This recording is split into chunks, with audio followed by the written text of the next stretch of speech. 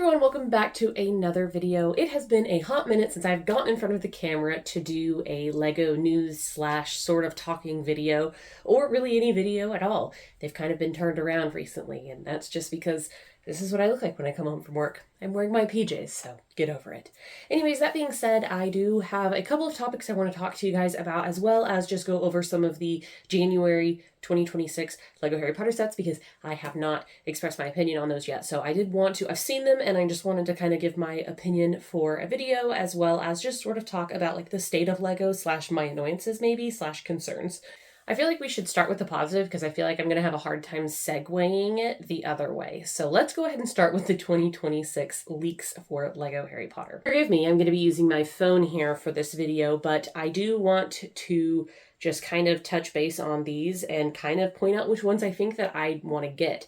So just starting with the first one that I see here, which is Luna Lovegood's house. And these are all 25th anniversary packaging, 25 years of Lego Harry Potter, not 25 years of Harry Potter. That was kind of confusing for me at first, but this one looks really good. Definitely think I'm going to pick this one up. It's got a light brick included, and it is just another one of those really cool locations for Lego Harry Potter that we just haven't seen before. And so I'm really intrigued. The inclusion of Xenophilius Lovegood is really cool to me. I think that the house build is neat. I feel like maybe Lego feels confident in doing this wonky house because they've already done the burrow successfully.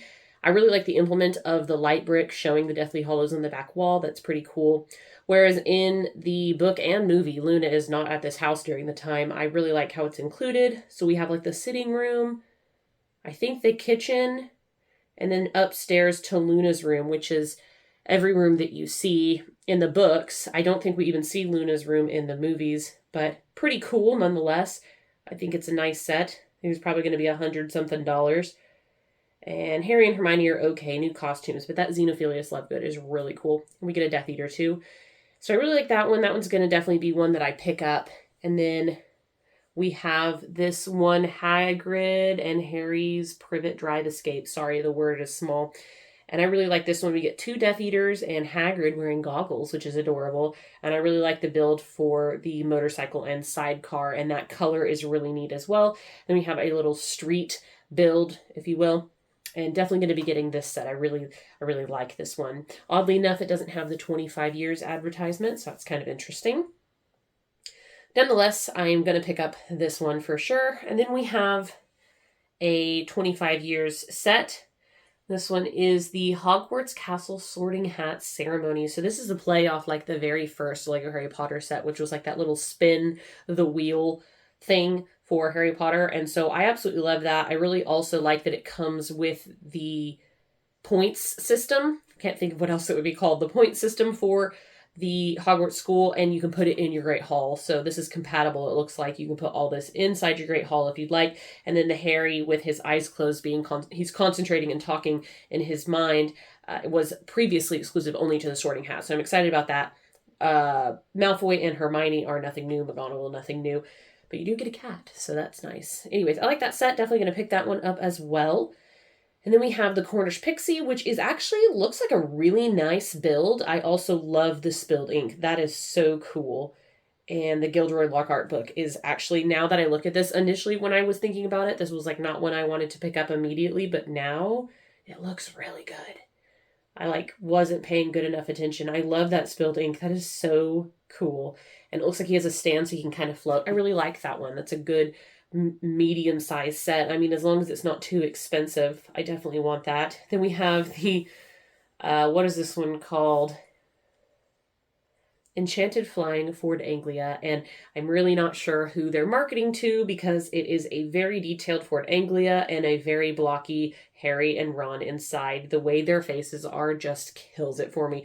I would almost rather them have no facial expressions and it just be a blank piece, because that's just awful looking to me. I mean, it's funny that they're printed in like Ron driving with his eyes closed and Harry looking scared is funny, but it takes away the seriousness from this being a set that is like really well built. So that one's really odd to me. I'm not planning on picking that one up. And then we have this one is really cool. This is like an adult collector one, and it's very similar to the Hogwarts, the collector series, collector's Can't remember what it's called. I never can. I've said it multiple times and I can't ever remember.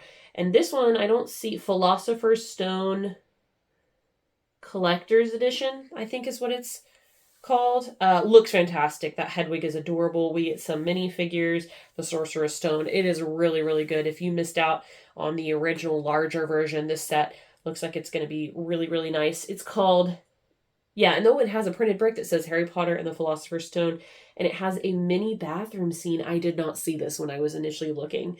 And it even has a troll sticker. That is so cool. Nah, that makes me want it now. But I'm probably not going to pick this up first thing. You can also see the train. That's amazing. Really nice set. It's not even that big either, so I'm kind of surprised. And that's it. That's all I have. I think there might be one other set that I am missing, but it wasn't shown in the pictures that I was looking at, so we're not going to cover it, I guess. I'm not wanting it, so it doesn't matter, I guess.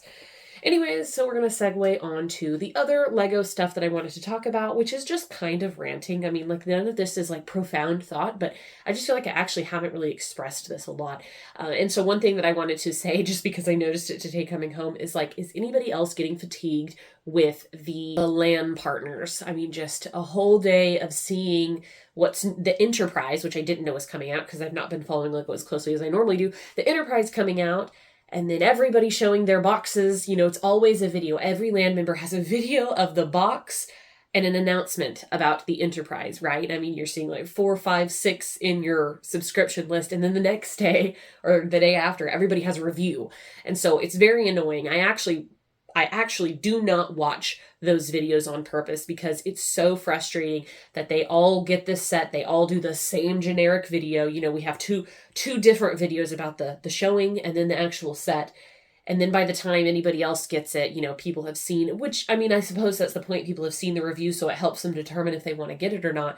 And I understand that that has a purpose, but I just feel like everything's gotten so cookie cutter generic. Everybody has the same video. It's so many people with the same video, if that makes sense. The only new Lego reviews I tend to watch from a LAN member is Tiago, and it's because I like his style of reviews, and everybody else I just don't watch at all. And I prefer to watch a review over somebody that pays for it with their own money, and just because it just gets boring hearing it from the same LAN members all the time, in my opinion. So anyways, I was just curious if anybody else gets that fatigue as well, because it's like I see the Enterprise and I'm like, okay, I'm going to stay off YouTube for a little while because everybody's just busting out their videos of it. I am all for, you know, reviewing something brand new, but it just gets tiresome, you know. I like to spread things out a little bit. That's just me. I don't know. The other thing kind of along that subject, but it's just like as Lego as a whole. And again, I don't think this is anything super profound, but I kind of like worry about the state of Lego at times. And I was kind of just pondering it on my drive home from work today. And how, like, I love Lego, but at the same time, I sort of get fatigued of it in the same way, just in the sense that, you know, Lego started out as a toy company. It still is a toy company. It's still for children, but I just almost wonder how much longer they're going to hold that title. You know, moving to the adult sets, and the adult sets make more money, I understand, and they're very cool. So don't get me wrong, I am a consumer of the Lego adult sets. But it just sort of makes me miss the old days when Lego was a children's toy brand and that was it. And then we were the oddballs out as adults buying Lego, which that was never odd. It just wasn't really talked about. But everybody did it. I just feel like if you could go through the list of Lego, they've got so many IPs coming out. You know, we have Star Trek is a new one, The Goonies, you know, Lord of the Rings, and all of these are for adults. They don't make a single children's set in this IP. And kids still like these things. And so I just find it sad that all these different IPs are coming out and they're there to please adults. And I understand it. It is pleasing, definitely, for adults. But like the giant Pirates of the Caribbean set, I mean, what child would not want a crack at a new Black Pearl, you know? And that was something that once upon a time kids got. You know, my brother, when he was like 8 or 9, asked for the Black Pearl for Christmas and he got it. And that was a big set he put together. It was for kids. And so I just feel like all of these new IPs that Lego is introducing, which is awesome, you know, because like I think that the IP market is really where Lego has expanded their money and their audience. I think that it could be good, but at the same time, I'm also like, this is so many IPs, you know, it's just becoming like, oh, what's the new IP? What, yeah, I mean, you just can't keep up. People that were collecting, you know, different sets, I feel like they're kind of falling away because it's like, it's just too much. And that's fine. You know, it is what it is, but they open up all these IPs, but they're only for adults. It's like the kids are completely cut out of the market. I mean, even with IPs that primarily were for kids originally, you know, like Lord of the Rings, they brought that back and then they didn't make kids sets for it. But like they used to. They used to make play sets for kids, and I just feel like this generation's children are really missing out on something super fun like that. They don't have the opportunity to buy Lord of the Rings play sets. You know, they don't have the opportunity to buy Indiana Jones play sets. Not that they're renewing that IP, but even with Star Wars, I feel like there's more adult centric sets in the Star Wars IP currently than there are play sets, or the play sets seem really like very basic and bland. Like we had a sweet spot at a time where Lego was really innovating the children's play sets, and they were adding really cool things that were affordable to kids, and they've left that behind. They make very basic things for kids these days, and they put all the innovation in the adult stuff. And I just think that that's really doing kids a disservice. And as a brand that is primarily a children's toy, I just feel like Lego has lost its roots in that way, and I don't foresee them changing. They're making more money than they've ever made before because they've been able to tap into the adult market. And I don't mind sharing my, you know, hobby with adults that aren't very nerdy, I suppose. You know, people like that only collect the botanicals, because I think that Lego is really cool for everybody, and I'm glad that the masses are finally like understanding that it's not weird that adults like Lego so much. But at the same time, I just feel like they've really left the children's market behind in a way. Like I feel like Minecraft is doing really good, and they're the only IP that's doing so great. I feel like even Ninjago isn't doing as well as they once were, and we've not gotten any new children's IPs in a while that I can think of. You know, things like Scooby-Doo, which was really cool. Why don't they bring that back?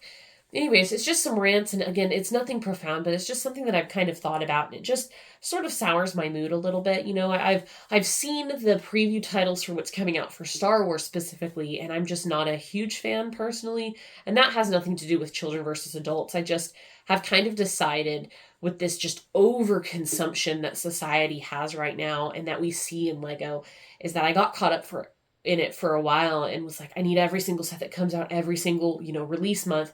But like, it's just unattainable. It's too expensive. I can't keep up with it anymore. I mean, I could, but I just don't want to put so much money in Lego into sets that like I don't love, but I'm getting them because of like FOMO.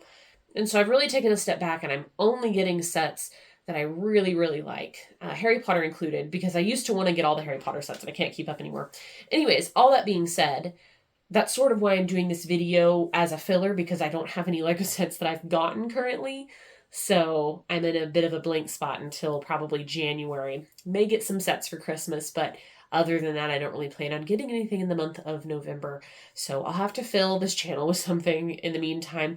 I've got quite a few sets that I need to review that I haven't done a review over, so I definitely can fill my time with that. But anyways, I just thought that I'd get behind the camera and do a talking video because I haven't had one in a long time.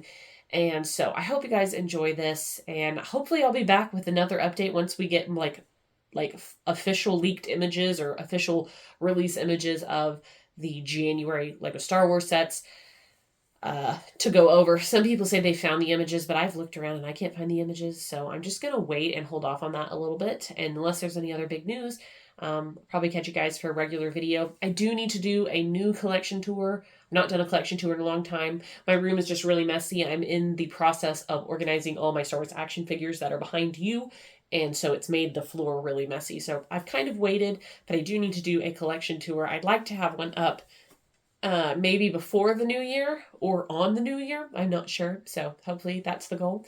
Anyways, guys, thanks so much for sticking around to the end of this video. And until next time, I will see you guys later. Bye.